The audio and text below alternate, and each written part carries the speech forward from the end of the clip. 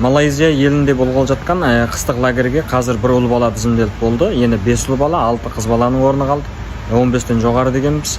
Енді Дашөсің балалары да ойластырып, осы Дашөда, яғни шетелде оқығысы келіп жүрген балалар келіп көрсеңіздер болады. Сіздерге бір 6 сан оңыластырдық, 6 адам деп.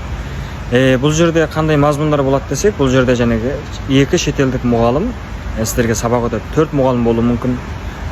Сонымен бұл жерде сіздердің бұрыннан қандай қателіктер өткізіп жүрсіздер, ағылшын тілін үйренгенде сөз жаттаудан ба, сөйлеуден ба, тартыншақсыз ба, соның барлығына түзету жасап береді.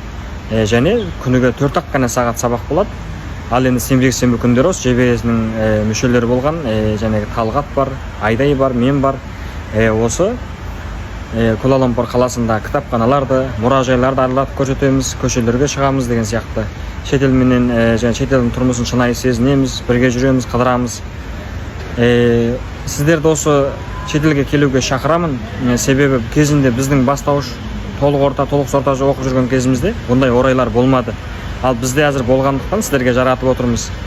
Енді Дашө оқып жүрген кездерде орай болу керек десе де, біз о кезде және індеттің кезінде, мәскінің кезінде тура келіп қалдық. Сонымен шыға алмай қалдық. Енді мінекей орайды жаратып отырмыз. Сіздерге қызмет етуге әзірміз. Келіңіздер, шетелді көріңіздер. Біздің жекелік болса 133 45 43 84 64 10 хатқа қосып хабарлассаңыздар болады. Жәнегі балалардың ата-анасы еріп келсеңіздер болады. Егер ата-анасымен келетін балалар болса, тек ата-аналардан жатақ пұл ғана аламыз. Өйткені біз жатақты біз әзірлеп береміз.